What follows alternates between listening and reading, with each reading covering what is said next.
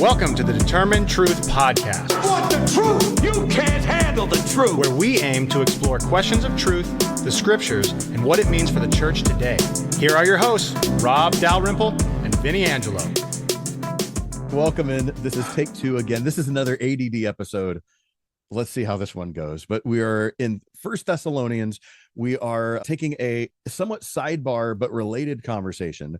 We picked up on this last week and we're going to jump in it again. But we're going to talk about the issue of poverty, because one of the themes that we talked about in Thessalonians is the misnomer that if you don't work, you don't eat. And it goes along with that puritanical work ethic that we've talked about, and that really takes root in American culture and we say the American ethos, especially in the Protestant culture. But Rob, I left with the question of a paraphrase I remember hearing from then Governor Mike Huckabee. This is about 2008 or something. And I want to say that this is probably during because he was a presidential candidate. So it had to have been during the primary season, but he made some sort of comment. And I tried looking it up. I couldn't exactly find it. But if the church did its job, the state wouldn't have to. And it was a call for Christians to do more of a job to taking care of the poor, which I thought was I'm like, that doesn't sound like a conservative Republican type statement. Not that conservatives aren't people who care for the poor. I've been a part of churches that did a ton of outreach in terms of that, had community centers set up and whatnot. But normally you don't hear that sort of comment from a political candidate. But do we have thoughts, political candidate on the conservative side, that is? I think you do. I think that's very much a conservative. I think it's a conservative way of saying, therefore, the government doesn't need to do anything. It's the church's job. But with Huckabee saying it, he was like, church, you haven't been doing it, therefore the government does have to. Whereas from a true conservative standpoint, oftentimes it's, no, the government just should not be doing it at all. That's the way I hear that statement, is the government shouldn't be doing it. The church should be doing it. If the church would do it, then we wouldn't have to worry about this conversation. Yeah. But let's and there's probably various viewpoints on that. What would we say to that? Because I definitely have people who I have friends who hold to that position. The government should not be doing that at all. It should be church. And I have secular friends who would hold that kind of position, more from an antagonism towards the churches, where it's, you guys get the nonprofits. How come you're not feeding the homeless people? Why aren't you allowing the homeless to sleep in your churches and that sort of thing? So oftentimes that charge will be thrown out in an antagonistic way towards Christians. But what do we say? Is it the church's job to solely care for the poor? Or is it solely the church's job? Is that what you're asking? Solely the church's job for that to happen? Let's start with that conversation. And maybe a challenge towards Christians. Should we step up our game, or is it an obligation that we have to take on? Is that a codependency thing? I don't know.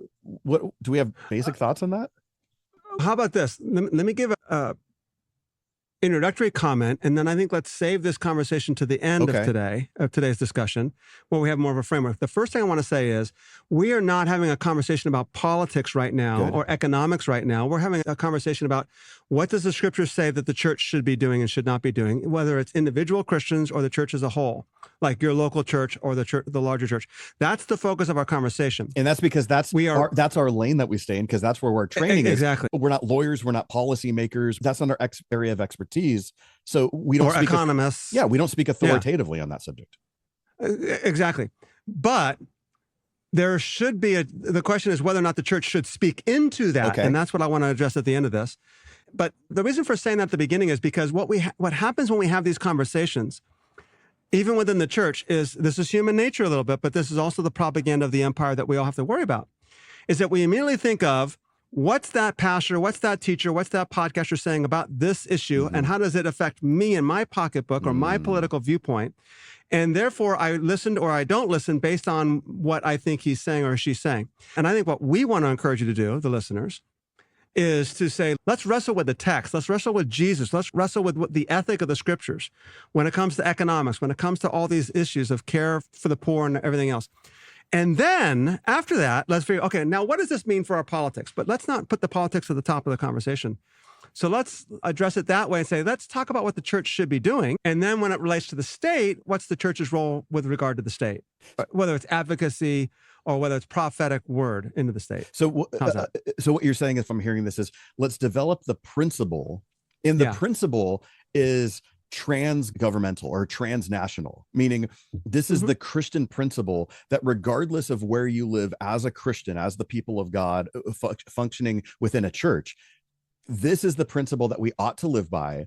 And now, depending on the nation that you live in, the cultural setting you live in, you contextualize it based on that. But the principle stays the same for all Christians through all time. Would you say that's what we're trying to do? That's fair. I'd like to clarify that a little bit more, but I think you did a good enough job of it. And it's always contextual. And you did a good job of clarifying that the fact that it's always contextual. So what we're saying here may not apply in India or North Korea the same as it might here in America, because obviously we're in a democratic society. We're not in North Korea where whatever it's dictatorship, whatever it is in North Korea. So we have to be careful about making dictums like the church should be saying this, maybe not in North Korea. Absolutely. Or doing this. And I say this coming out of, in my last church context, I was fortunate to teach a class with a dear friend, and we taught a class on, we called it Christ-centered politics. We never talked about policy, but it was the idea of what is the Christian ethic that we should look at? What's the Christian principle? One of the things that we would talk about is you don't want to develop something that says this is the Christian thing, or the Christian ought to do X. If it's not something that can be transnational. So for instance, to say Christians ought to vote. Okay. What if I live in North Korea? I don't get a vote. Does that mean that Christian's in sin? Or what if it's actually not safe for me to vote, even in a democracy, because they find out how I vote, I might actually die. Yes, in Russia, or something like that, or China, or something like that. So we should be dissidents. I'm not sure that's going to work in Russia. And so you don't want to say the Christian ought to, unless you could draw a straight line to the Bible saying this is what the Christian ought to do. Now, an application. No, the Christian ought to donate to Determinetruth and the work of the kingdom. A 501c3, you get a fully deductible tax write-off. That's right. Visit us at determinetruth.com. Donate now. Go to the gift tab. Donate now. But that's the thing. We don't want to say... This commercial is brought to you by our sponsor. Our sponsor today is Determinetruth. Rob and Vinnie do a wonderful job of podcasting and helping you understand the scriptures and the gospel and the kingdom. In fact, you owe them your very life. Nailed it. What a great podcast. Now back to the show.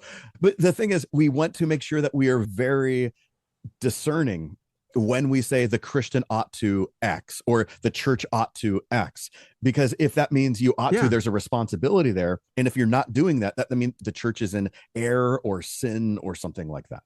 That's right. So we want to make sure that we buffer the conversation with that sort of thing. Yeah. One caveat on that. So one of the courses I teach at the university is Christian worldview. And I tell my students at the beginning, I label this class a Christian worldview, not the Christian worldview. Because I don't want you to think that this is what all Christians believe or have to believe in order to be a Christian. Because I know there are Catholics, I know there are Orthodox, and other Christians around the world that don't subscribe to all the things that I'm talking about. Yeah, and that's a distinction I don't think we make enough. Yeah, very good. And we're not saying relativism. No. Because we believe in absolutes. But it's difficult when we come in and we just draw the straight line on things but there's not a straight line here. There's a jagged line. Exactly. So last week we talked about the idea of patronage. We've talked about this before on the show, and how 1 Thessalonians 5 is discussing patronage, not just not working and not getting a reward for your laziness and that sort of thing. Do you just want to remind folks real quick what patronage is, and then we can move on just to make sure that we set a context for that? Sure. And it's 1 Thessalonians and 2 Thessalonians, both letters. And 2 Thessalonians is the statement, if a man will not work, he shall not eat. And we said that's the context of patronage. So patronage is a system in the Roman world. They claim to bring peace and security through the emperor's benefaction. The emperor is going to bless everybody else. And then the emperor is the great patron. And then within the empire, there are other patrons underneath him. The citizens then were expected to show their gratitude by participating in the civic festivals and honoring the gods of Rome. And so the idea of that was that peace and safety comes through Rome and Rome's provision for you. So Paul says in 1 Thessalonians 5, verse 3, 1 Thessalonians 5, verse 3, it says, while they are saying peace and safety, then destruction will come upon them suddenly, like labor pains upon a woman with child, and they will not escape. And this peace and safety was a slogan of Rome, of Rome's benefaction. We are giving you peace and safety. And Paul's answer is, guess what? Destruction will come upon them suddenly. So what Paul was saying is, look, you have to become independent of these patrons and stop trusting the imperial system for provision Instead, rely upon God's economy and contributing to God's economy and God's kingdom. And that's the bottom line. Paul is critiquing this Roman imperial system, saying that the system of patronage undermines the dependence upon Christ and upon his kingdom and the community of becoming members of God's kingdom. And so that's where we come from. But from that, we've developed an entire ideology of helping the poor and caring for the poor or not helping the poor, which is included like an economic and political system, especially in the West and the United States. Even as I'm hearing you describe Paul's encouragement to break free from the system, this governmental system of care, in my modern sense, like in my modern American Western 21st century sense, I'm hearing, oh, you mean like libertarianism. So Paul is a libertarian. Oh, yeah. Where it's that you should have the most limited of government possible and they're not caring for any need. Is that what Paul is saying? Or is that just me reading in a modern concept? That's really good. I would not use the word care. I'd use the word dependency. But that's the terminology that would be used in our modern sense. Exactly. We're dependency on the government. And so that we shouldn't have social systems. Everyone should take care of themselves and we should have a limited government. All right, but Paul's not talking about the government per se. It's this governmental system. Remember, it's an imperial system. Mm-hmm. And so it is the government in the sense that religion, economics, politics, they're all wrapped into one. But it's attaching yourself to a wealthy individual and therefore benefiting from that person by going ahead and giving allegiance to that person, even though that person's doing criminal activities or doing ethically questionable or suspect things. You're giving your allegiance to them. And as a result, we all benefit with peace and safety. This is the benefit of the empire. First off, I don't want to go down that tangent. But the core of what you're saying, though, is allegiance is the issue here. Allegiance is the issue. And allegiance specifically to a person.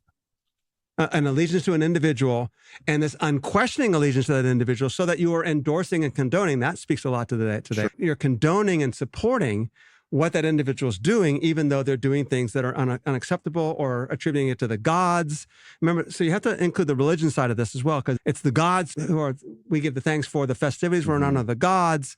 So it was this political, social, religious entity. And Paul, no, your allegiance is to Christ. That's different, I think, a little bit than an American system where the religion's not an inherent part of that. Yeah. When the government gives you food stamps, it's not because you bow down to some God. Yeah. And so this is an important thing to note, though, because this is not a one-to-one parallel. No. It's not analogous. And so we can't say, oh, Paul is saying that, and it's just like this in our day as well. Yeah. Okay. Yeah. Politics, religion, socioeconomics are all so intertwined. And the gods were the benefactors, and the gods, that's different than what we're talking about here. And this is a similar issue, just as illustration. We've talked about this before, especially going through Galatians, where one of the issues that Martin Luther had was he started reading Galatians and saying, oh, he's reading his then situation with Rome and the legalism that we might say was happening in Rome with indulgences and this sort of thing that was happening. He's saying, oh, this is the exact sort of thing that Paul was engaging in, because it seemed like a similar situation. But Martin Luther was not taking into account the background issue that wasn't in the text, but it was part of the first century world. And so he misread part of Galatians because he didn't get the context. And so he had some wrong applications. It's the same thing for us. If we don't understand the context of the time that is not in the text, but the original audience would have known, we're going to misread that and misapply it as well. It's not a one-to-one analogous thing. So we just need to make sure that we're very aware of that.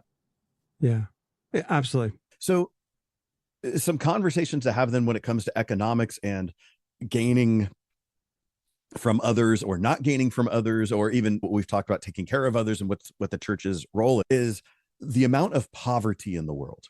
And I don't, what's the statistic that says the poorest person in America has more wealth than 99% of the rest of the world. They make comments, and that's might be some hyperbole, but I know that even the poor in America we don't want to negate it, but the level of poverty around the world is absolutely horrible.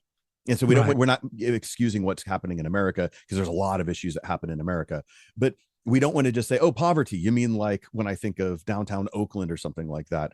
We're talking about there's some nasty things that are happening in this world from a poverty standpoint. So let's think globally, not just our own context. But when it comes to global poverty, is it just a matter of people have made bad decisions and now they are poor? Which can be, and we could talk about that later, but that can be definitely a reason why people have lost what they have, and they're in the financial situation they are.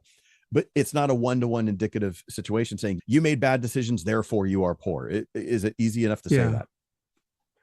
Exactly. No, it's not. That's not the case. We're going to focus most of this conversation on America's situation because that's obviously where we are and where we reside there. And if you're listening to another part of the world, you can translate this into your own context. But a lot of global poverty, just speaking that very quickly, is a result of imperialism, a result of war, which I think goes back to multinational corporations, which obviously isn't just American corporations, but it's multinational corporations and imperial enterprises throughout the world. I think has had a lot of effect on that.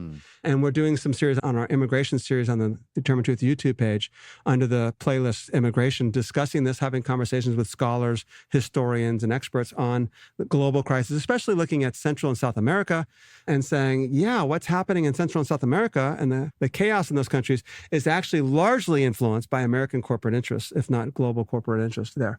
But it's certainly not the case. The people in Gaza, for example, are starving because of the war. And the same thing in the Sudan. The Sudan has way more people starving. It's exponentially more of a problem than what's happening in Gaza. It doesn't get as much attention because the United States isn't intricately involved. I'm sure it's involved, by the way, but it's not as intricately involved as it is in the Israel-Gaza issue. And because the church is so intricately involved in the Israel-Gaza issue because of the Zionist agendas there. But Sudan is unbelievable. I think I saw something like 70-something people died yesterday in the Sudan from starvation. And there's millions of people in the Sudan without food and on the brink of starvation, like 5 million or more. The population obviously is a lot bigger. And what's happening? There's food there, but it's the people with the guns sitting on the food saying, no, I'm not feeding you because you have to side with me. And if you don't side with me, then you don't get the food. And it's a military conflict. So let me ask you that. So I'm thinking back, and you might not know this reference because you don't enjoy things that are fun. But I remember back in the 90s, it had to have been the 90s, there was an SNL skit where Phil Hartman, who's on SNL, he was playing Bill. You watched SNL? I thought you were a Christian. I had to sneak it. Shh, don't tell my mom. Okay. Phil Hartman played Bill Clinton. And there was the whole thing, especially in Bill Clinton's first term, about how he was a little chunky and he would eat fast food all the time. Oh, really? So there's this hilarious skit of him on a jog in Washington, D.C. or whatever. And he goes into a McDonald's and everyone in the McDonald's is smitten because here comes Bill Clinton. He has all Secret Service running with him and all that. And he's just going around. He was on this jog to be healthy, but then he's just going around seeing the people and he just keeps taking food from the people's plates, but he's doing it in a way where he's trying to teach the people about what's going on in the world. So he's talking about how, like in Africa, and I forget what country he's saying, how we're trying to send food, and he's like this chicken McNugget, and he picks up the chicken McNugget and he's, but the warlords are going in there and they take it. So he starts eating it, right? Because he's pretending like he's the war. And so he keeps going around and he's just eating everyone's food. And he's just using this as examples of what's happening in the world. So I remember watching this as like when I get 8th grade or 9th grade or something like this. And I'm thinking this is funny, but what you're saying now, is this actually what's happening in the world where aid is trying to be given and actually it's just being hoarded by people and it's not getting there? But the people, I know we give billions of dollars in aid from America. We say, hey, we give all this money in aid, but are we actually doing it in a responsible way where it's actually getting to the people? And do we know that it's not going to get to the people? Hey, everyone. We want to thank you for joining us on today's podcast. And we want to remind you that everything we provide at Determined Truth is free of charge. And this even includes all of the teaching that Rob, Danny, and myself do on a weekly basis in our online Bible studies, live streams, and our coaching for pastors in India and around the world. We don't have any supporters who get special behind-the-scenes access, but we can only do this with the generous support from those of you who can afford to give. So if you'd prayerfully consider supporting us with a fully tax-deductible donation, with anything from $5 a month or more, we will continue to challenge the church to be the church. To give, go to Determinetruth.com and click on the Give tab, or find the link in today's show notes. Thanks. So I can't speak authoritatively at all about most of the situations in any shape at all. Sudan is a coup between two generals that decided to unite the country, and they were going to then acquiesce after 3 years of rule, and they co-ruled together, and then they're going to give way. And then at the end of the 3 years, they each decided, no, you know what? I want to be ruler. And the other guy said, no, I want to be ruler. And literally a civil war divided. And I understand, each side is not feeding the other side, and one side has the weapons and the food, and it's unbelievable. I believe the numbers are literally like 20 million people displaced. Wow. And I think that's 10 million people. And I don't think those numbers are exaggeration. I can try to look them up later, that are food deprived. We're talking millions of people, if not tens of millions of people. In terms of Gaza, the aid's there. It's not being let in. And Israel is not letting the aid in. And that's part of the misnomer, Israel's letting the aid. It's no, they're not. And then they limited it to 4 distribution sites, which means the people can't get to the aid because it's firing. It's unbelievably bad. The argument that Hamas is stealing the aid has actually not been substantiated. But even if it is, Hamas is not stealing enough aid to where the rest of the people are still starving. The fact is that they're not letting enough aid in. They haven't been doing so since day one of the war. That was what Israel said at the beginning. We're going to shut off food, water, gas, and electricity. They said that on day one. And then, of course, after the ceasefire ended, which Israel ended in March, I believe it was, of 2025, they have not let food in. And now they're letting it back in, but Israel said only 4 distribution sites. Now, and 4 doesn't sound like a big deal, but it's 125 square miles. Mm-hmm. It's 25 miles long from north to south. 4 distribution sites means every 5 miles you have a distribution site, which means you might have to travel 2, 3, 4, 5 miles. I'm thinking like that's basically you're starving to death. It's not the size of the Bay Area because I think here to San Francisco is probably 40 miles where I live in the East Bay. And it's only 5 miles wide. Sure. But I'm just trying to think like of a geographical location that would be similar to Gaza in America to try to put it in a context to say, if you had this 25-mile, like the East Bay would be about that 25 miles, and saying, imagine only having 4 distribution sites. And guess what? You don't have the transit set up. It's just a struggle to get there because everything is in ruins. We haven't eaten in 2 months. So how are you going to have the energy to get there? And then you have to carry the food back. Yeah. And your whole family's waiting on you to get the food. Oh, and guess what? Here's what we also know. They only announce when the distribution sites are going to be open 45 minutes in advance. So you have 45 minutes to go 2, 3, 4, 5 miles. Yeah. And then now we even admitted this the other day. They're firing on people as they're trying to get food. And as I said, there's a war going on and we're not going to stop the war just so people can get food. So now they have to go through firing zones to get the food, and they're getting shot. This is a result of a war. There's no question about it. The food's there. Now, there are times where there are famines in the world because of weather and drought and things like that, and there's a need to get food. But there's still enough food. American farmers plow food under the ground. The food's there. We just aren't distributing it. So that was going to be my question, because what you're mentioning is poverty because of an acute situation, we'll call it like a war situation. Yeah. And this is going to be for a period of time that this is happening because someone's stopping it or whatever. What about when we look at global poverty, when instead of calling it acute, we could say it's more of a chronic issue? This is just the issue. So like something like Ethiopia, where you have famines, or other areas. Is this a poor issue, or just because of poverty in general? Is this because of bad decision making? How would we categorize those chronic issues? I don't have the answer to that question. I'm not an expert on those issues, and I would rather not answer. Okay. I suspect that it's not because of poor decision making. I would suspect that it's largely attributed to corruption. And when we say poor decision making, meaning individual poor on the people's part. Yeah, okay. On the people's part. I'd say it's the result of corruption. Yeah. Okay. Yeah, maybe we can find an expert to come in our series and speak to that. Yeah, I know that'd be good. So when we look at something like the American situation, because every culture is going to be different as well. So if a third world country by design, you're not going to have infrastructure built. You're just living in a situation where you don't know what you don't know. You don't have access to anything or the ability or the means to do it. What about in a first world situation, something like an American situation, when we look at poverty? How would we ascribe the same sort of thing when it comes to individual decision making versus systems? Okay, so I think one of the things that I would like to say here at the beginning of that conversation is that we have a problem of what's called classism in the United States. Classism would be the poor and the wealthy, different class. We know about racism and gender discrimination, but there's an important distinction between them. That classism is different. One reason why is because, there are gradations. There are some people that are richer than other people, some people that are poorer than other people. There's middle class grades within them. But there's another important distinction, that is we have this notion that you can move from one class to the other. In other words, if you're a person of this color, that's never going to change. You're a member of a certain race, that's never going to change. If you're a gender, male or female, essentially that's not going to change. So discrimination, you're either favored or disadvantaged based on whatever you are, and that's not going to change. But we have this notion that in classism, you can change from one to the other. So you can pick yourself up by your own bootstraps. They're lazy. We call it the ladder of success. If you set your mind to it, you can be anything you want, which, by the way, we tell our children that. And there's a sense where we're trying to get our children to work hard and to make but technically it's not true. Oftentimes they can't be anything that they want. We even say this, by the way, in coaching and sports. And the reality is, no, if you work hard enough, you're never going to be Michael Jordan. If you work hard enough, you're never going to be Jack Nicklaus. It's not going to happen. So the problem with classism then is that we actually assume that everyone's on equal footing and that you can make your way to the top if you just work hard enough. And that's when we throw in things like Galatians 6, verse 7, you'll reap what you sow, which is not what that's talking about. But nonetheless, we say, oh, see, if you work hard enough, you're going to get this. If you work hard enough, you're going to get that. They don't have this because they didn't work hard enough.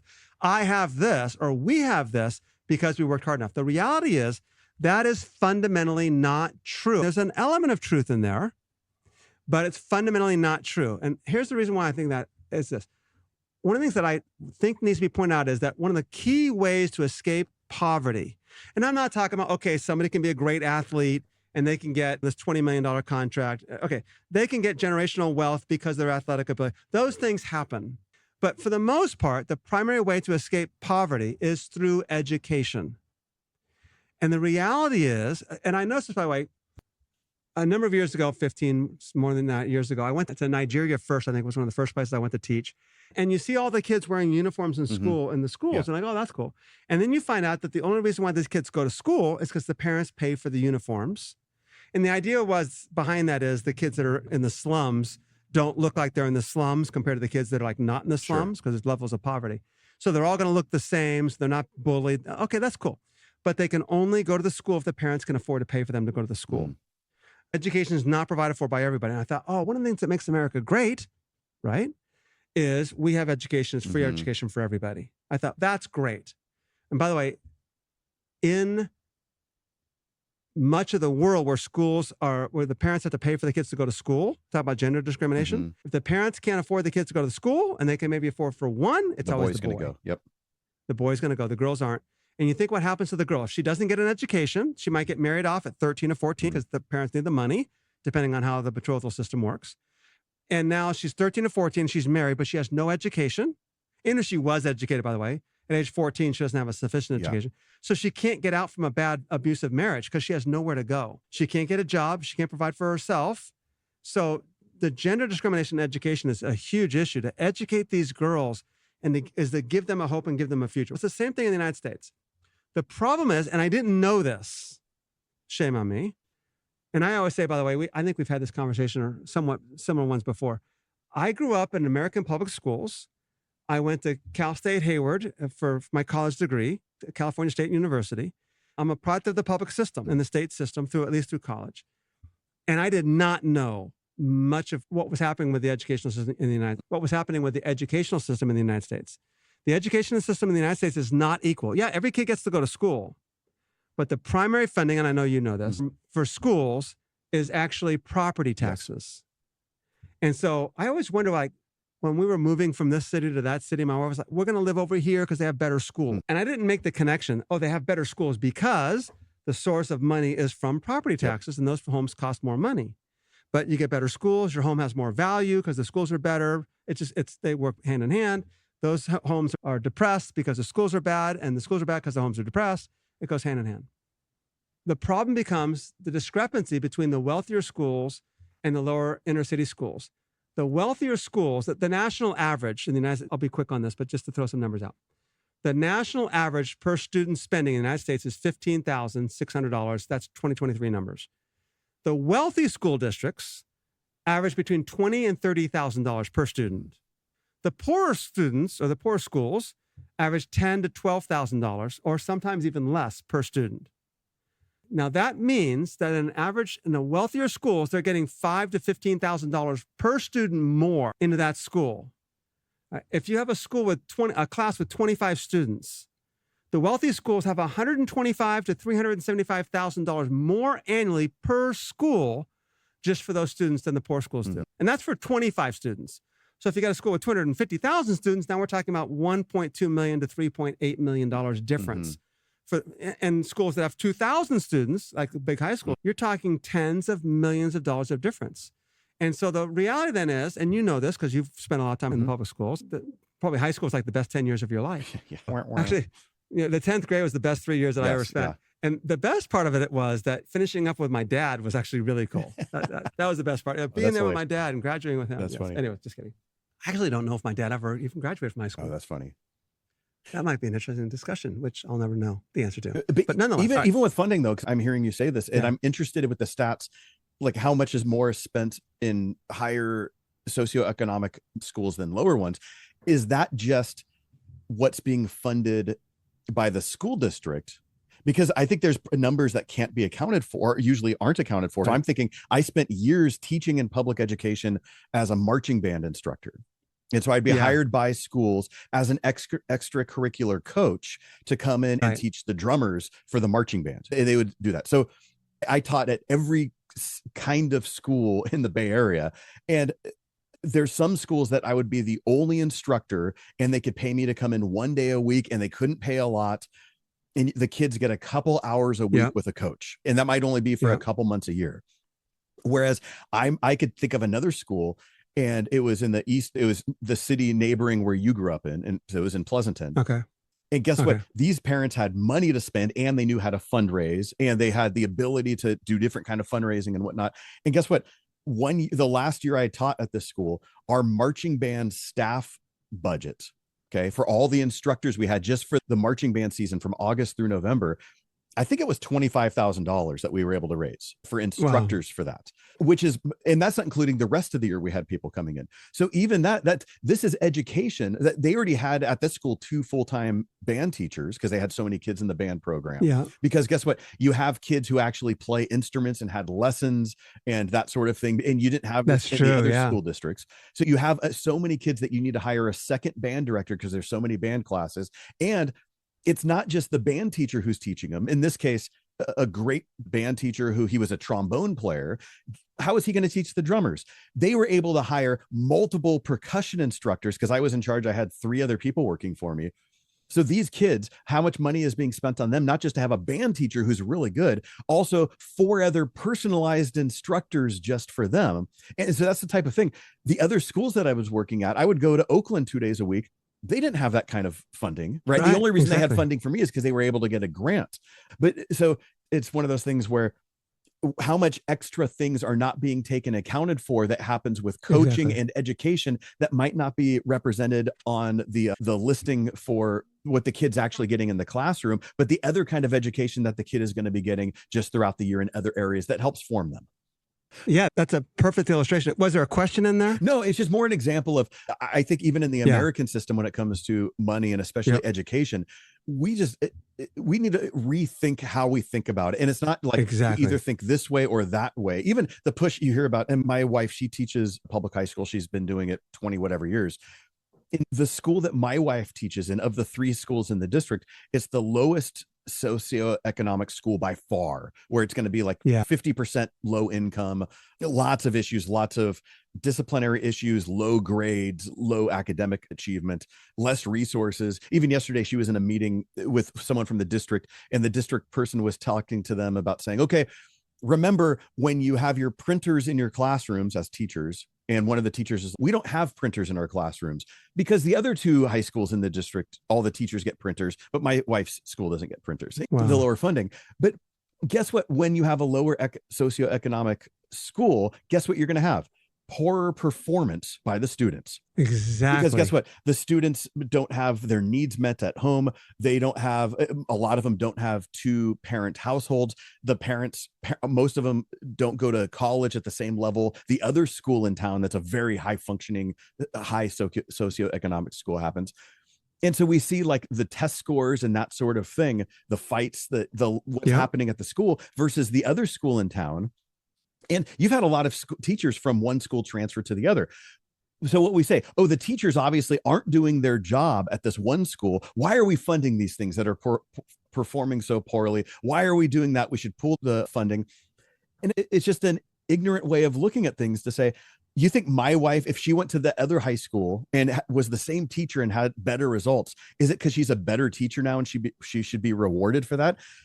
She's in a very difficult situation. What do you think is going to happen there? And not every starting point is going to be the same. And it's just so easy to say, it's the teachers that are the problem, or wanting to blame it on one thing. Is it C.S. Lewis who says correlation does not imply causation, meaning just because something might be connected doesn't mean that's the cause.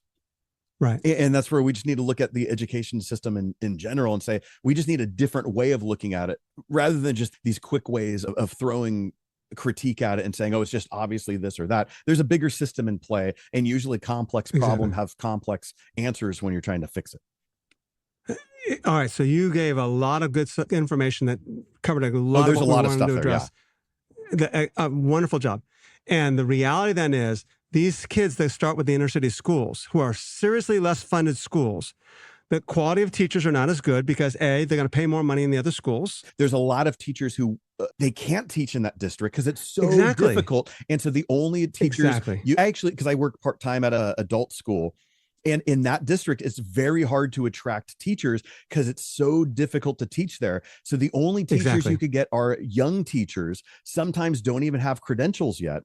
And so those teachers will teach there for a couple years until they could get teaching on their resume. And then they go somewhere else just because they're drained by the time they've done 2 or 3 years. Exactly. Sometimes they just quit teaching because it's so difficult to teach there. So that's why the quality of teachers oftentimes diminished in those schools. And they pay more money in the other schools. And you think about what's needed in those inner city schools because those kids are in such difficult life circumstances. Now, remember, poverty is causing this life circumstances. So we're like, okay, it's their fault that their situation is so poor. No, the poverty is why their situations are so poor.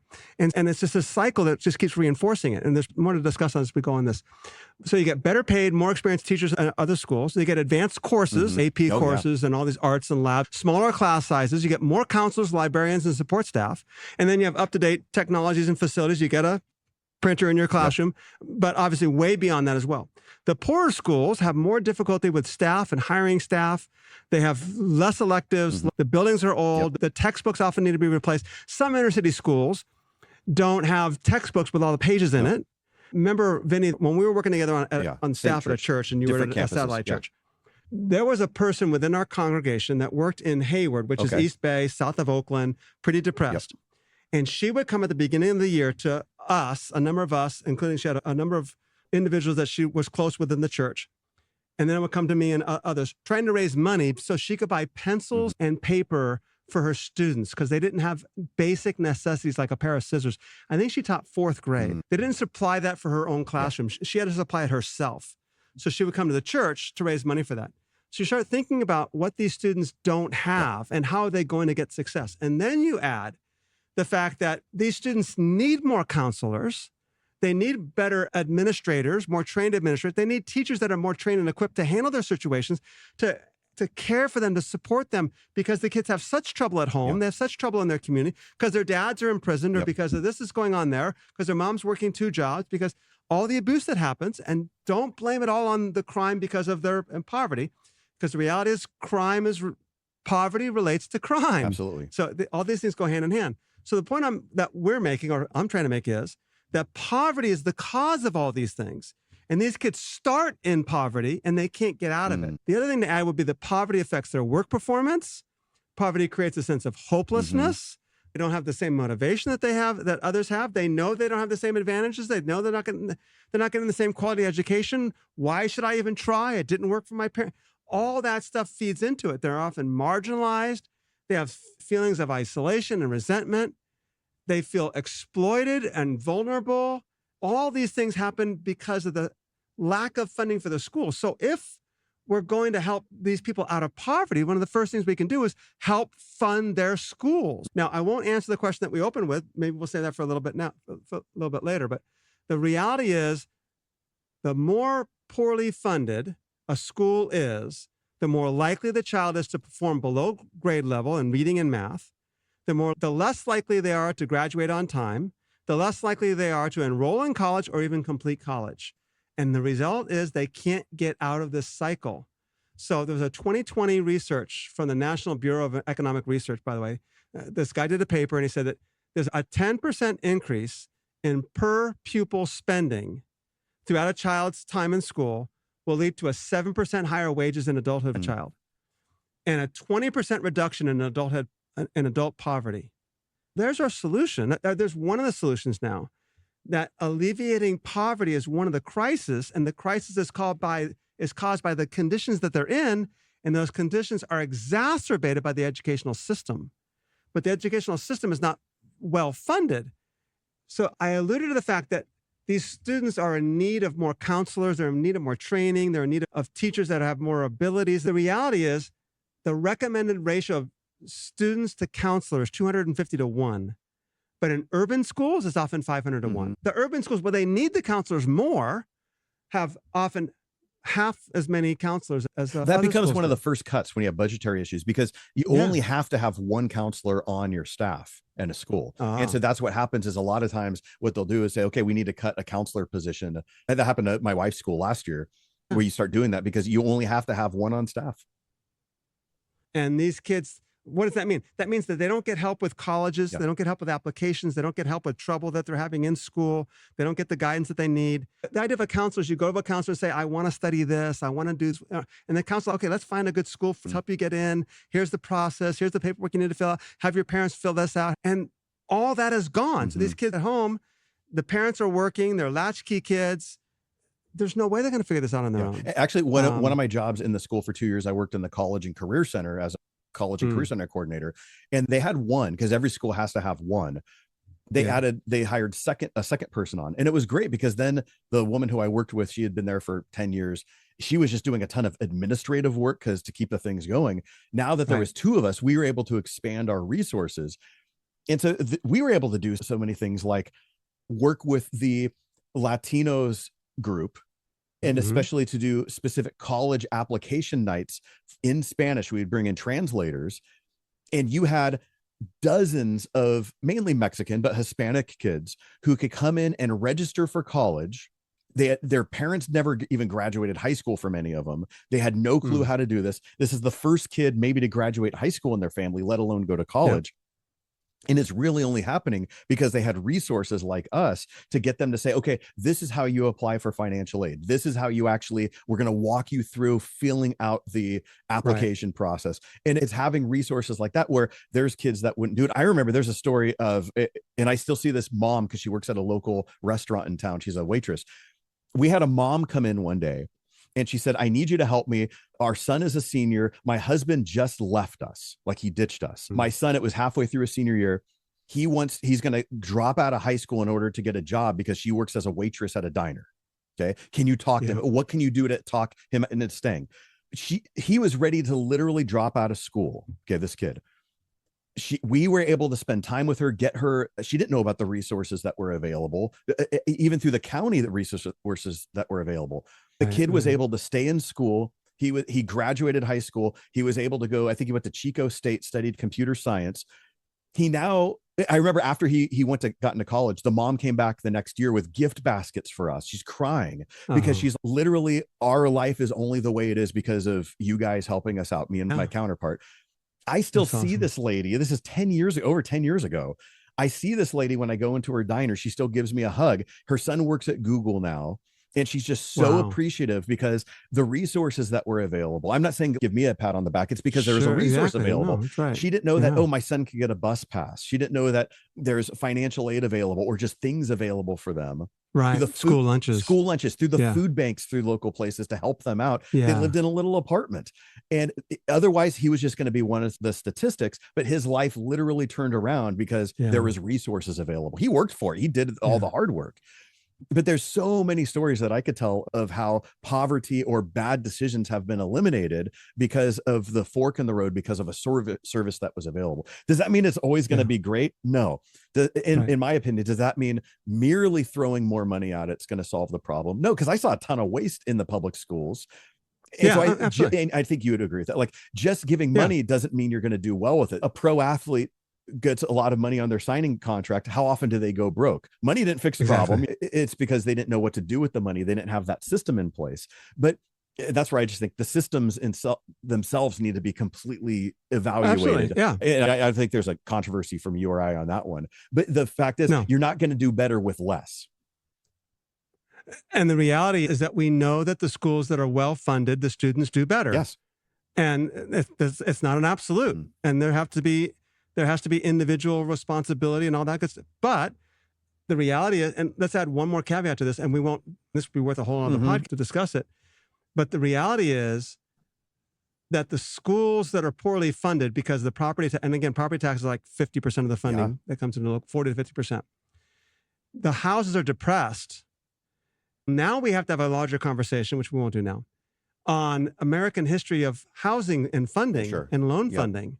Because if you talk about redlining and all the things that happened, where the American system of funding for houses and giving government loans for funding was racially motivated, so that if you were a person of color and you lived in an area, you didn't get the same loans. And it wasn't, even if you had GI loans, by the way, when you come off from World War II, black soldiers weren't getting the same government funding that white soldiers were. But you start talking about the fact that if a black person or a person of color moves into a neighborhood, that neighborhood became depressed, and now the white person couldn't get a loan. They had to move out.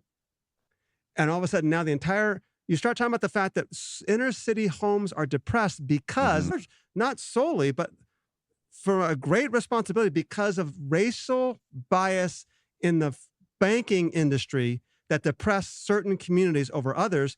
And then you go, but the schools are funded based on that. The whole system was racial to begin with. And this is a serious problem. And I'll say this, and again, I think I've mentioned this book before years ago. If you have not ever read The Color of Law by Richard Rothstein, I think he's a Cal professor at Cal Berkeley. The subtitle is A Forgotten History of How Our Government Segregated America.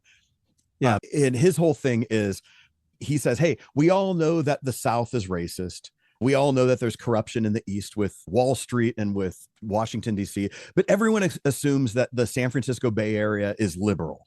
Okay. So if I could prove that the Bay Area had systemic racism in our housing system from the government in the liberal Bay Area, if I could prove that it happens there, then guess what? You could easily accept that it happens everywhere else. And he goes and just shows the history of redlining in the San Francisco Bay Area, which is a trip when I read it, because I'm like, dude, I know these cities and these neighborhoods that he's I live there. And so it's wild. It's a very good, well-written book. It's not academic. It's a popular level book. He's taking studies from other places.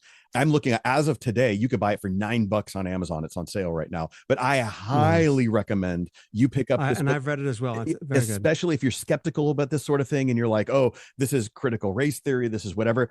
He's just dealing with stats here and just dealing with the narrative of what happened. And especially if you're a Bay Area person and you think it's overly liberal and whatnot, read this, because if it's happening here, it's happening other places. And I remember he gives an example of a deed in here from a house. And I saw the same kind of deed because a friend of mine moved to a house in Concord a couple years ago. And he saw the original deed to this house when it was built in the 60s. It says in there, no person of color or Mexican person could live in this house unless you are the help of their hired help. And my buddy, who's a white guy, his wife is Mexican. He's like, my wife could not have owned this house 40 years ago in Concord, California. This isn't Birmingham. My wife's an underwriter, and she says, she goes, you can't by law take these out of the deeds. I said, what do you do? Because she says there's some deeds like in Los Angeles that she's read that says a person of color cannot stay the night in this home. You can't have them as a visitor to spend the night. And I said, what do you do? She goes, everybody knows that we are legally allowed to ignore that in the deed. And so we can give a loan to a person of color, even though it's on the deed. But she says, you actually can't get that out of the deed. I don't know why you can't get that out of the deed. But so when you realize the racial discrimination caused the poverty, and then the poverty perpetuates the poverty and it feeds the crime, then all of a sudden, guess what? Maybe it's not all their fault. Not to say that an individual committing a crime shouldn't be punished or whatever, but to simply say this child is growing up. Take the kid. He's growing up in a condition that they just simply don't have the same advantages as you and I. And my story, really briefly, my dad left when I was a child. We were poor. We were on food stamps. We were the home that the church brought food to. A couple Christmases a year, we would get food from the church. And my mom couldn't get food stamps for a while because you had to go to the post office to get food stamps. And it was only open from 9 to 4. And she couldn't get off of her work to go down to the post office to prove her financial needs. So there were times where we were struggling even to get food. And we made it. I was a poor student in high school. I shouldn't have graduated high school. Another conversation another day.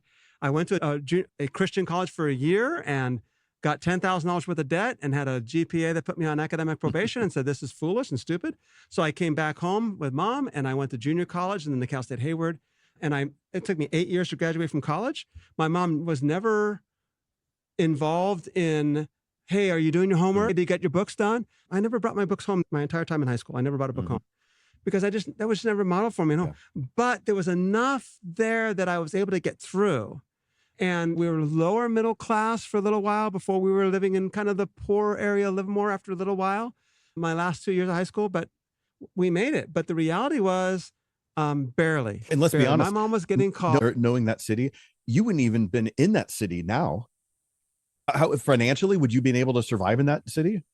How it's become so for mom and me at the time? Yeah, probably not. You would have been priced out.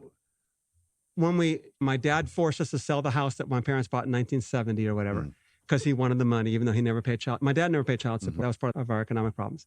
And my dad wanted his money, his part of the equity. And my mom's, I can make this mortgage. It was like $175 a month. It was a $27,000 mortgage in 1970 at whatever interest rate. She goes, I can make this payment. And she started getting a job. She made minimum wage when she started working, 1974, 75, whatever it was. And she had 3 boys and she took care of us and she got us through or whatever. And then when we sold that house, that might have been by the time I was in junior high. And my mom said, okay, we're going to go move across town. We moved across town in like a nice area, of town.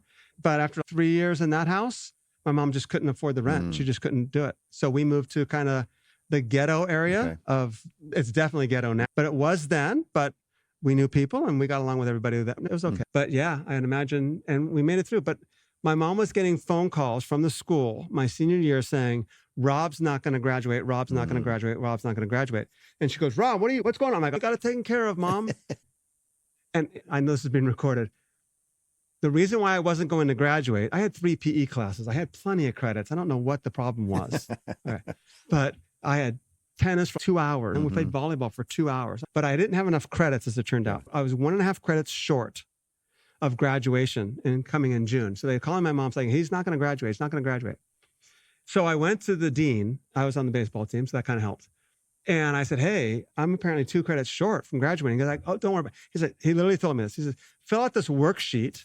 It was like if Tommy bought $6 worth of butter or bread, and how much money does Tommy have left at the end of the day? And you could do it in 20 minutes. And I'll give you 2 credits for work experience. And I said, I already get work experience because I worked in the morning. I worked at a job for 3 hours in the morning and I went to school at 11 o'clock. He says, don't matter. I'll give you credits anyways. So my mom's begging me like, Rob, you're not going to graduate. I got it taken care of, Mom. No guy. And I'm like, after about 2 months, I'm thinking, I better find that worksheet. I never did it. I'm thinking, I better find it. I can't go back to the dean and say, hey, I lost it. Can you give me another one? So I found it. I filled it out and I graduated with 0.5 credit extra. Look at you. Yeah. But it took me 8 years to go through college. My mom couldn't pay for anything at college at all. That's why I had $10,000 in debt. I'm like, oh, okay. But at the time, Cal State Hayward, my last semester there graduating, the tuition costs were less than the books. Wow. So my books were like $250 or more for the books. My tuition was like $175. And so I was able to pay myself. And by then, actually, Tony and I were married. I was working. And I was paying for myself to go to school without accumulating any more debt. We're paying off the loan that I had from years earlier. Actually, it was probably forbearance. But I made it, and I made it through. But if we were in a more depressed area, if there was more crimes, more temptation for drugs, more temptation for, I don't know that we would have made it, or that I would have made it through college. Yeah. I'm not saying that I've made it, but I made it through that. Yeah. Wow. Okay, so we gave some anecdotal examples of things, personal examples, you growing up, me, different examples of being in the schools. And we do want to say, hey, anecdotal stories might not always be norm, but I think we're sharing stuff is representative of enough. We're pretty normal. I don't know about that. We're not normal, but our stories might be. We'll probably continue this conversation though, because there's still a lot, even on our notes, that we haven't addressed, especially we haven't gotten into what we started with, which is, well, then what is the job of the church and Christians? Exactly. And we haven't really addressed the applicational side of things. So we should probably save that for next week. Absolutely. And we want to actually have an episode, so we plan on 3 episodes. Obviously it's going to be 4 now. We'll see if it ends up as 6. Discussing what do the scriptures say? Because I think that's really more important. What we started to do here was say, let's deal with the elephant in the room. Oh, the poor are poor because they made bad choices. And we're saying, actually, that's too simplistic. Maybe true here and there, but largely the poor are poor because of the circumstances in which they're born into. And it's extremely difficult to get out of that. Yeah.